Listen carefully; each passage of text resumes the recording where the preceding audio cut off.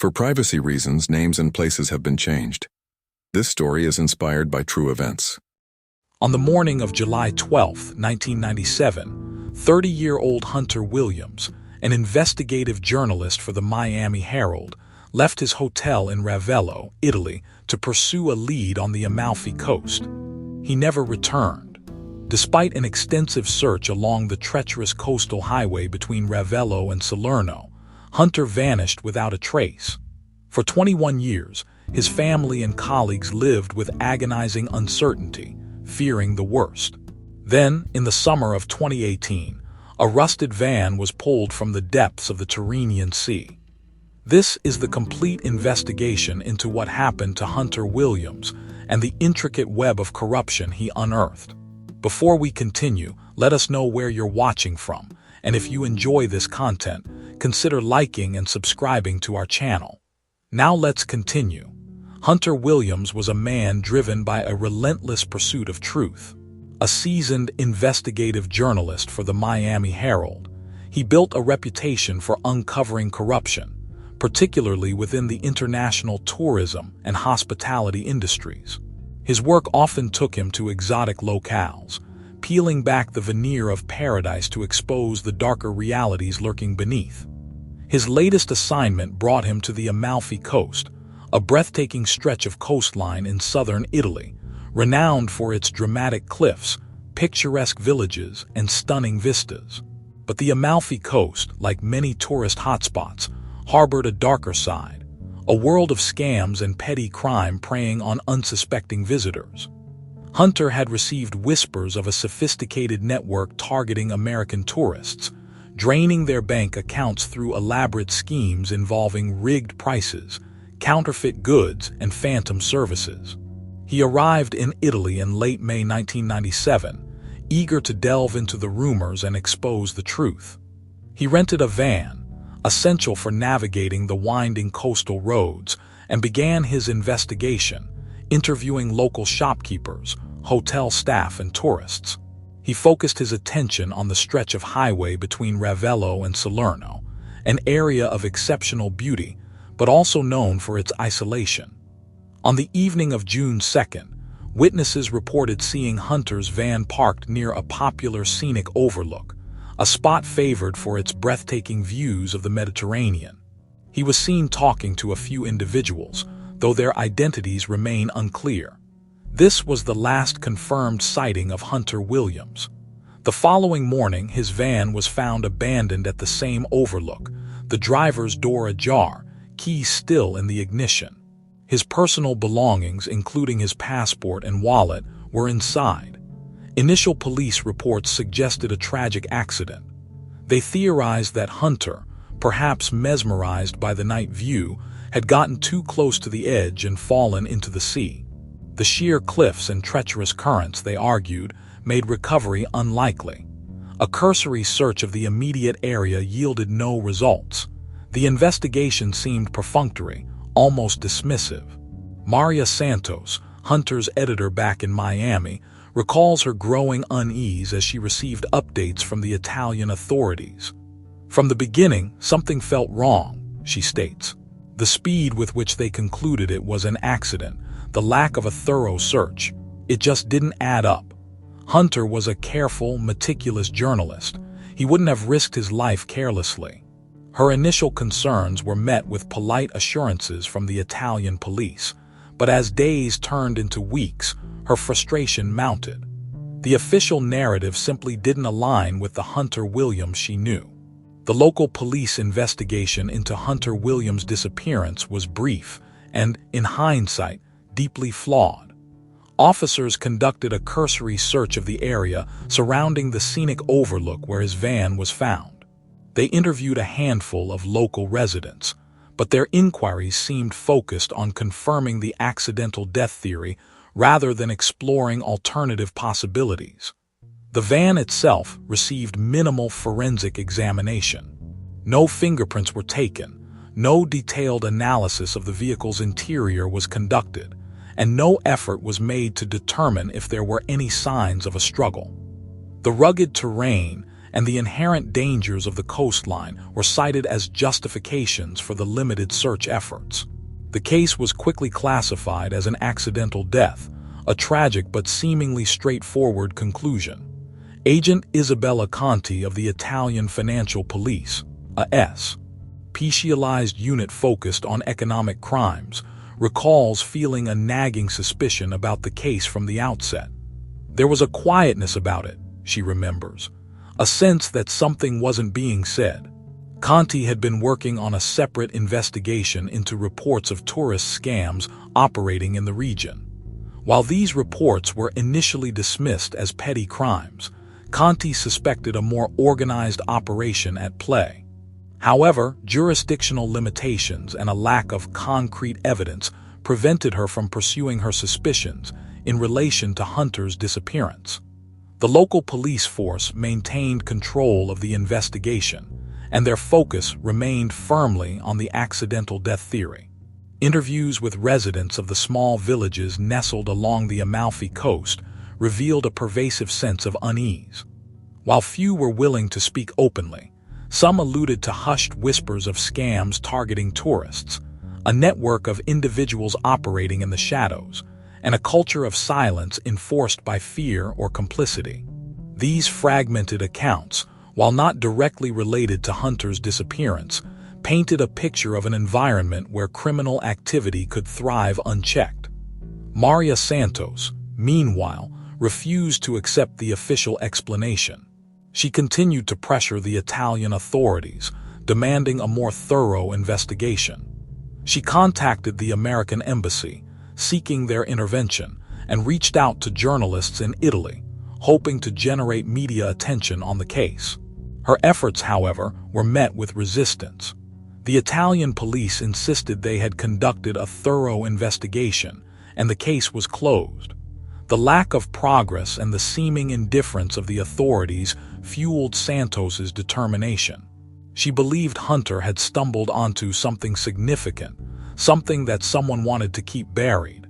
She vowed to keep his story alive, to continue searching for answers, even as the case grew cold and the trail seemed to vanish into the breathtaking, yet unforgiving, landscape of the Amalfi coast.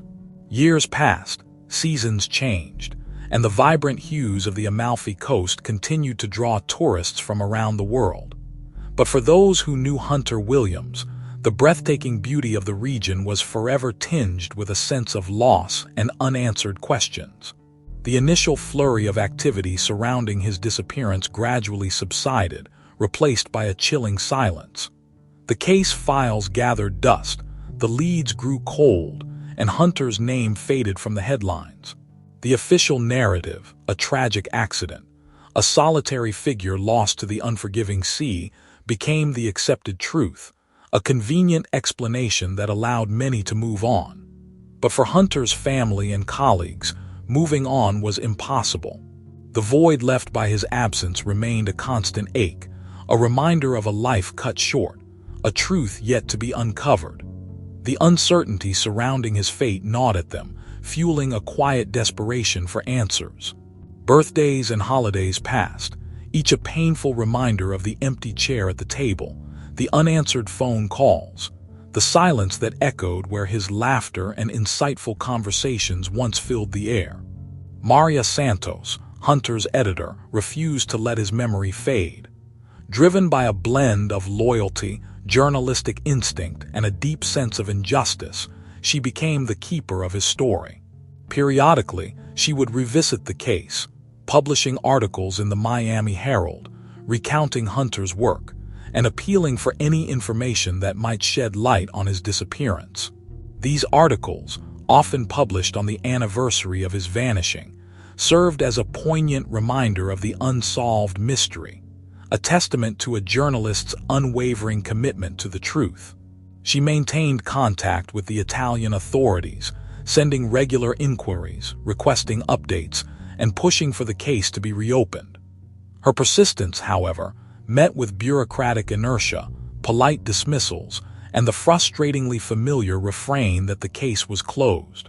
Archival news footage from the late 1990s and early 2000s reveals the ongoing problem of tourist scams in the Amalfi Coast region. Reports of inflated prices, counterfeit goods, and deceptive practices targeting unsuspecting visitors surfaced regularly. These reports, often relegated to local news sections, hinted at a systemic issue, a network of individuals exploiting the region's tourism boom for personal gain. While these reports never explicitly linked to Hunter's disappearance, they created a disturbing backdrop, a sense that something more sinister might be at play beneath the surface of this idyllic paradise. The years continued to pass, each one adding another layer of difficulty to the search for answers. Witnesses, memories faded, potential evidence deteriorated, and the hope of finding closure dwindled. A sense of resignation began to settle in, a grim acceptance that the truth about Hunter Williams' fate might forever remain lost to the depths of the Mediterranean.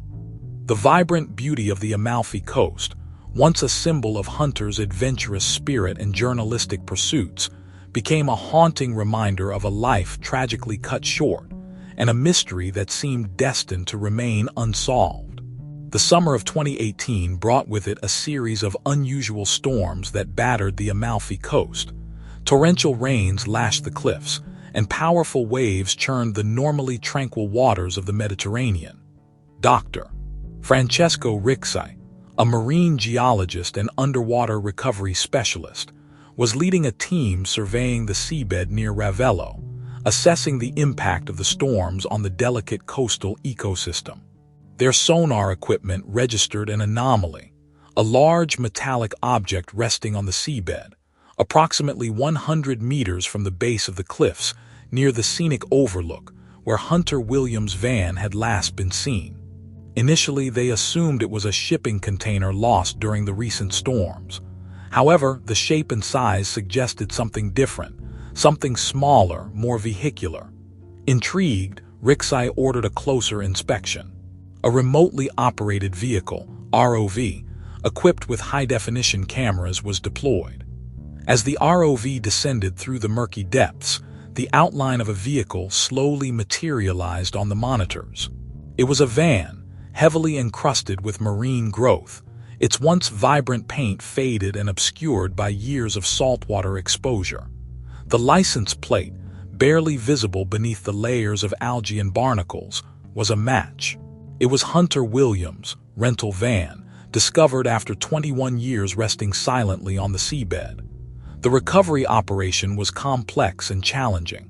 The van, weakened by corrosion and the relentless forces of the sea, had to be carefully extracted to avoid further damage. After several days of meticulous work, the van was brought to the surface, a ghostly apparition from the past, its secrets locked within its rusted frame. The discovery sent ripples of shock and disbelief through the small coastal communities. The long-held assumption that Hunter had fallen from the cliffs was shattered. The van's location, far from the base of the overlook, suggested a different scenario, one that hinted at deliberate action rather than a tragic accident. Back on dry land, the van underwent a thorough forensic examination. Decades of submersion had taken their toll, but the vehicle still held clues. While the exterior offered little in the way of usable evidence, the interior, though waterlogged and damaged, yielded a crucial discovery. Beneath the floor mats, concealed within a specially constructed compartment, were several waterproof bags. Inside these bags were documents, meticulously preserved and protected from the ravages of time and the sea. These documents, hidden away with such care, held the key to unlocking the mystery of Hunter Williams' disappearance. The documents contained a trove of information, meticulously compiled by Hunter during his investigation. There were photographs, financial records, interview notes, and detailed accounts of conversations with local residents, hotel staff, and tourists. The documents exposed a vast and intricate network of corruption, implicating a group of high-ranking police officers, hotel managers, and local officials in a series of elaborate tourist fraud schemes. The scams ranged from rigged taxi fares and inflated hotel bills to counterfeit goods and non-existent services. The network preyed on unsuspecting tourists, systematically draining their bank accounts and enriching themselves in the process. The documents revealed a complex web of financial transactions, shell companies, and offshore accounts, all designed to conceal the illicit gains. Hunter had painstakingly pieced together the puzzle, tracing the flow of money and identifying the key players in the operation. He had uncovered a criminal enterprise that had been operating for over a decade, defrauding thousands of tourists out of millions of euros. The discovery of these documents transformed the case from a cold case, a tragic accident, into a potential murder investigation. Hunter Williams had not simply fallen from a cliff. He had been silenced, his investigation a threat to a powerful and deeply entrenched criminal network. The breathtaking beauty of the Amalfi Coast, once a backdrop to Hunter's investigation, now held a darker significance, a silent testament to the secrets it had concealed for so long. The resurfacing of Hunter Williams' van and the discovery of the meticulously hidden documents breathed new life into the long-dormant investigation. Agent Isabella Conti of the Italian Financial Police, who had harbored suspicions about the circumstances of Hunter's disappearance for over 2 decades, was assigned to lead the reinvigorated investigation. Armed with Hunter's meticulously compiled evidence, Conti and her team embarked on a painstaking process of unraveling the complex web of corruption he had uncovered. Hunter's documentation proved to be a roadmap guiding investigators through a labyrinth of financial transactions, shell corporations, and offshore accounts. The documents detailed a sophisticated network of individuals operating within the tourism industry, systematically defrauding unsuspecting visitors. Conti's team began by meticulously analyzing the financial records Hunter had collected, tracing the flow of money through a maze of bank accounts and businesses. They identified a pattern of inflated invoices, phantom services, and rigged prices, all designed to siphon money from tourists' wallets into the pockets of the conspirators. The scope of the operation was staggering, encompassing hotels, restaurants, taxi services, and even local law enforcement. Conti's team conducted interviews with former tourists who had visited the Amalfi Coast during the period Hunter was investigating. Many recalled instances of overcharging, questionable fees, and services that were never rendered. One American couple recounted being charged exorbitant rates for a taxi ride from the airport to their hotel, a journey that should have cost a fraction of the price. Another tourist described being billed for spa treatments she never received. These individual accounts, initially dismissed as isolated incidents, now formed a compelling tapestry of systematic fraud. As the investigation progressed, the name of Police Commissioner Giulio Romano emerged as a central figure in the criminal network. Romano, now retired, had been the highest-ranking law enforcement official in the region during the time of Hunter's disappearance. He was a respected figure in the community, known for his tough stance on crime and his dedication to public service. However, Hunter's documents painted a different picture, revealing Romano as the mastermind behind the elaborate tourist scam operation. He used his position of power and influence to protect the network, ensuring that complaints were dismissed and investigations were stifled. The evidence against Romano began to mount. Financial records showed large sums of money being transferred from the accounts of businesses implicated in the scams to offshore accounts controlled by Romano. Witness testimonies placed him at meetings with key figures in the network, and Hunter's own notes detailed a clandestine meeting he had with Romano just days before his disappearance, a meeting in which Hunter confronted Romano with his findings. The pieces of the puzzle were falling into place, pointing to Romano as not only the architect of the fraud operation, but also the prime suspect in Hunter's murder. The investigation was a complex and delicate undertaking. Conti and her team had to tread carefully, navigating the intricate web of relationships and alliances within the community. They faced resistance from some within the local police force, individuals who were either complicit in the scheme or fearful of the repercussions of exposing it.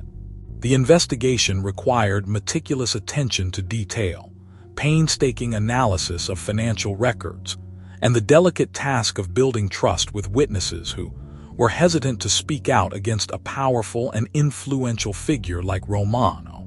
The stakes were high, the pressure intense, but Conti and her team were determined to bring Hunter's killers to justice and expose the truth about the corruption that had plagued the Amalfi coast for so long. The interrogation of Giulio Romano took place in a small, nondescript room at the headquarters of the Italian financial police in Salerno. Romano, now in his late 60s, had aged considerably since his days as police commissioner. His once sharp features were softened by time, his hair a distinguished silver. He exuded an air of quiet confidence, a demeanor honed over years of wielding authority. Initially, Romano denied any involvement in the tourist scams or Hunter Williams' disappearance.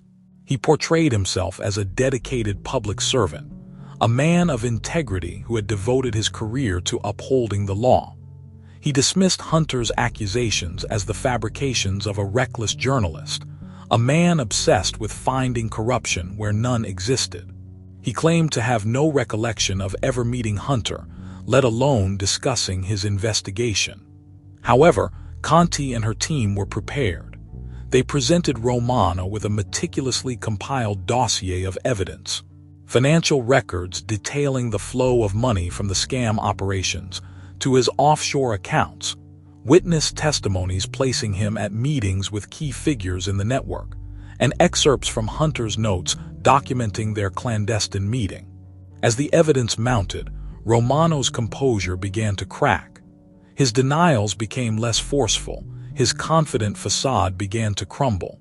He shifted from outright denial to claiming ignorance, suggesting that he was unaware of the illegal activities taking place under his watch.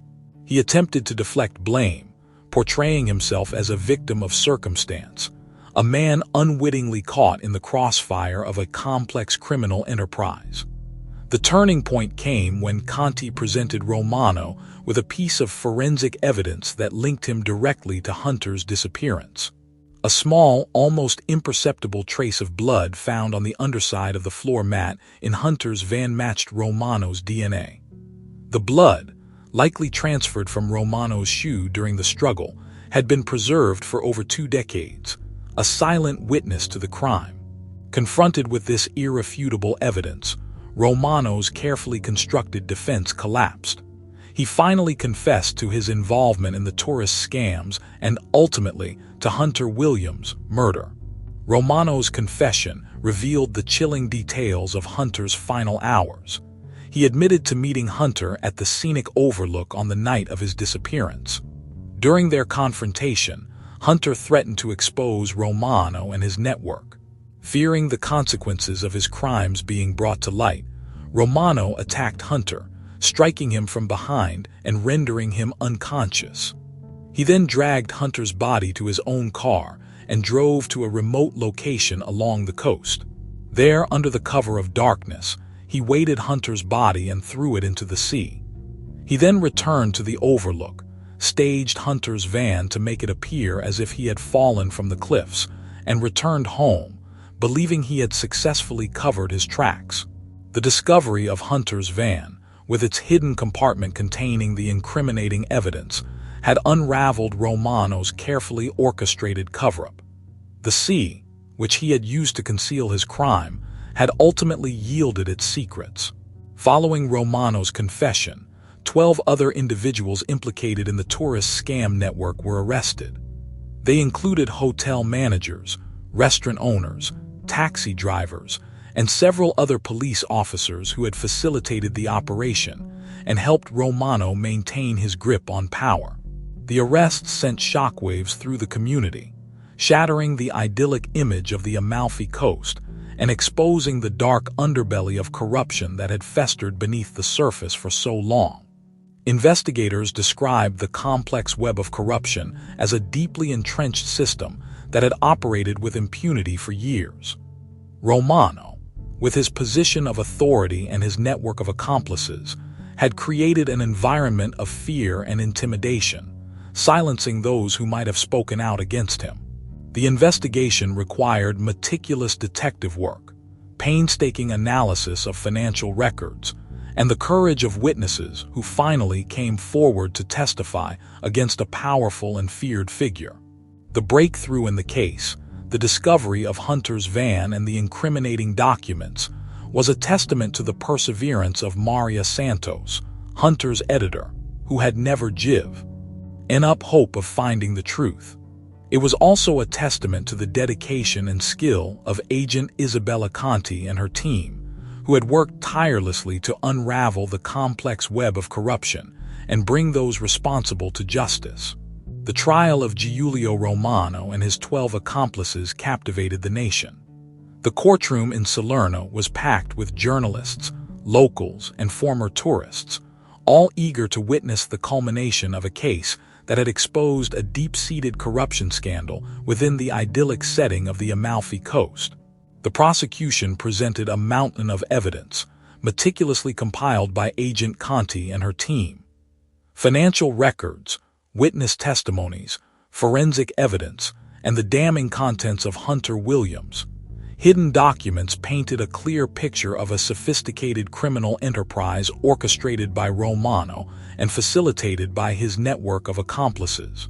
The defense argued that Romano was a scapegoat, a victim of circumstance, and that the evidence against him was circumstantial. They attempted to discredit Hunter's work, portraying him as a biased journalist with a vendetta against the local authorities. However, the weight of evidence proved overwhelming. After a lengthy trial, Giulio Romano was found guilty of murder and racketeering and sentenced to life imprisonment. His 12 accomplices received sentences ranging from 10 to 20 years, their roles in the criminal operation meticulously documented and exposed. The scale of the fraud operation was staggering. Investigators estimated that thousands of tourists had been defrauded over a period of more than a decade, with the total amount of money stolen reaching into the millions of euros. The victims, many of whom had traveled to the Amalfi coast seeking a dream vacation, were instead left with a bitter taste of betrayal and a sense of injustice. The trial and subsequent convictions brought a sense of closure to many of these victims. For years, they had carried the burden of their experiences, their complaints dismissed, their stories unheard. The guilty verdicts validated their experiences and offered a measure of vindication. One American couple, who had been overcharged thousands of euros for a week-long stay at a luxury hotel, expressed relief and gratitude to the investigators who had finally brought the perpetrators to justice. "We thought we were just unlucky," they stated.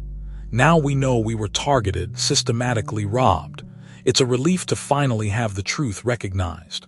The case had far-reaching implications for the Italian tourism industry.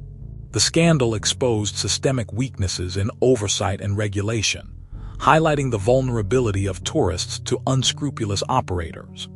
In the wake of the trial, the Italian government implemented a series of reforms aimed at strengthening consumer protection, increasing transparency in pricing, and improving law enforcement's ability to investigate and prosecute tourist-related crimes. The case also sparked a national conversation about the corrosive effects of corruption and the importance of holding those in positions of power accountable. Maria Santos, Hunter Williams' editor, attended every day of the trial. For her, the convictions represented not only justice for Hunter, but a validation of his unwavering commitment to the truth. Hunter dedicated his life to exposing corruption, she reflected. He paid the ultimate price for his pursuit of justice. His work, his sacrifice, will not be forgotten. She established a foundation in Hunter's name, dedicated to supporting investigative journalism and promoting ethical practices within the tourism industry. The foundation provides grants to journalists investigating corruption and offers resources to tourists to help them avoid scams and protect themselves from fraud. The Amalfi Coast, with its breathtaking beauty and rich history, continues to draw visitors from around the world. But the story of Hunter Williams serves as a stark reminder that even in paradise, darkness can lurk beneath the surface. His legacy is a testament to the power of investigative journalism to hold power accountable, and to the enduring human spirit that seeks truth and justice, even in the face of adversity.